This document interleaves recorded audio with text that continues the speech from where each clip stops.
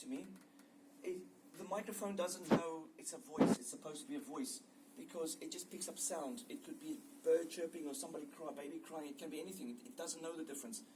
So I have to shape the channel to what it is.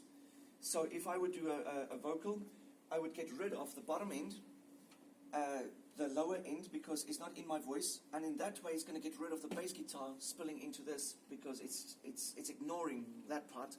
I'm going to maybe boost certain areas where I know the voice is really strong, and in that way you kind of build the spectrum with different things rather than everything being there the whole time. And that's why sometimes you can't get clarity, is because everything is wide.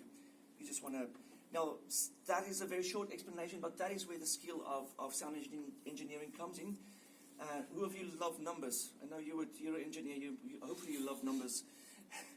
So if you like numbers, there's a lot of numbers and things on this for a reason. Start getting used to frequencies and what things mean, where things are, because it's, hi, how you doing? It's going to give you repeatability, so that you'll be able to repeat the same thing. If there's an annoying sound, you know, okay, that's about a 200 hertz, or it's a 2K, or whatever it is. But start taking notes of these things. All right, so on channel 12, you can test, as I say, you can test something working without even hearing it. So starting at the top, we have I'm just going to press the PFL. Now what PFL is, it just gives you a little bit more of a better incremented view of what your signal is. All right, so I'm going to try and talk over there at the same level. So starting at the top, this is where your mic goes in, or your mic. That's where your signal goes in, right? Could be a piano, could be anything. Signal goes in.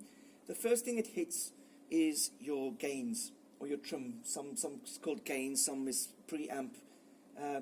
What that does, it boosts the signal. It helps to boost the signal, or to reduce. Actually, not reduce. You get the opposite of that. I'll explain why I'm saying that. It helps to boost the signal. So if you have two singers, the one is belting a really loud singer, but you have somebody whispering a little bit. So what this does, it boosts the quality of the signal.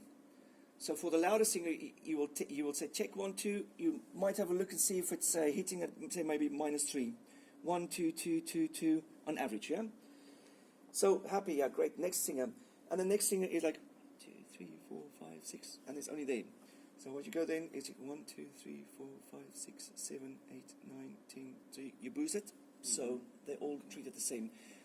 Now there are things that you need to take in consideration.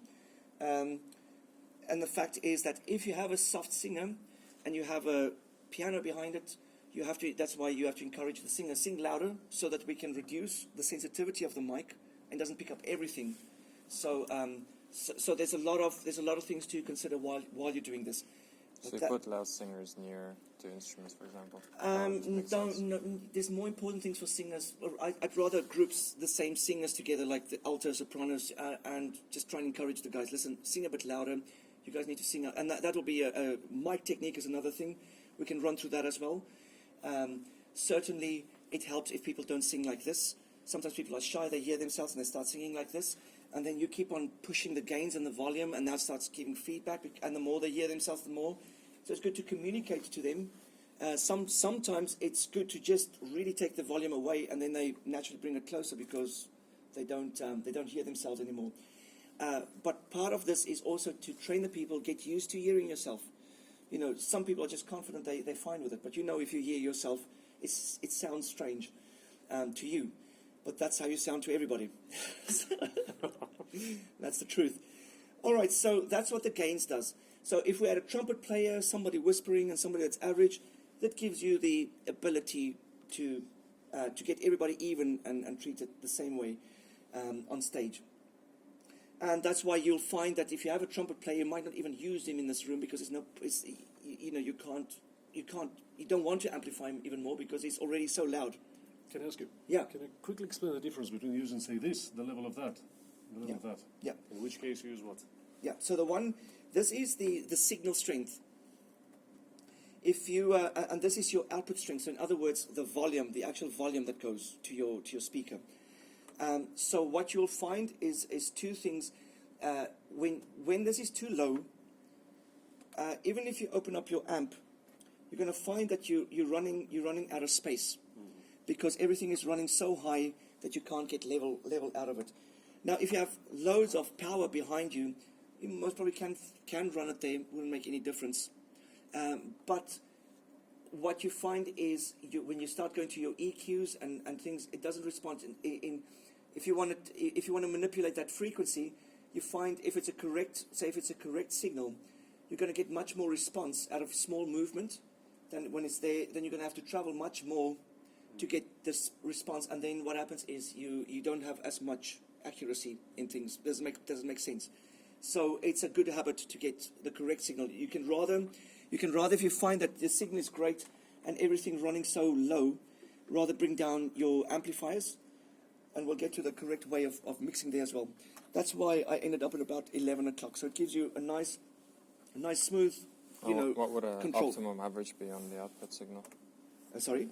The optimum average. Yeah, there's a be 0 there. So you want to zero, kind of run, you want to kind of make it sound, I would say, on your And then mains. the optimum on the gain would be the center?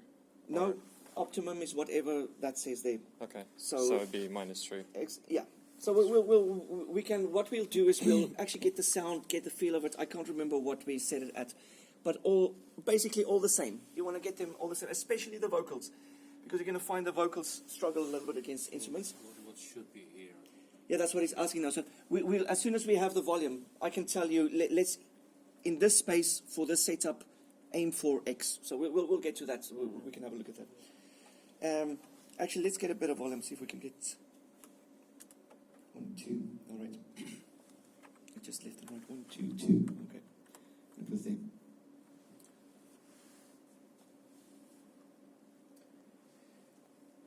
The other difference as well with this, Yuri, just to come back, the difference with this one is, if this is your original signal going into the mixer, and then from there on goes the rest of your branches. So the problem is, if you do this, it's just one of the branches reacting. If you do that, it increases everything, because the signal is stronger, so now everything is stronger. Okay. So you'll find that if the piano, if everything is set on stage, the auxiliaries and everything, and then you turn this up, then everything goes up. The sound over here, and then monitors, everything everywhere in the whole place goes up, and it exaggerates your EQ. It exaggerates the signal. So that's why you want to get that right, and then everything after that is just the branch that you influence. So that's not to be tweaked too much, like during this rehearsal. Yeah, that's where you want to start. So before anything, and that's why I'm saying you have an advantage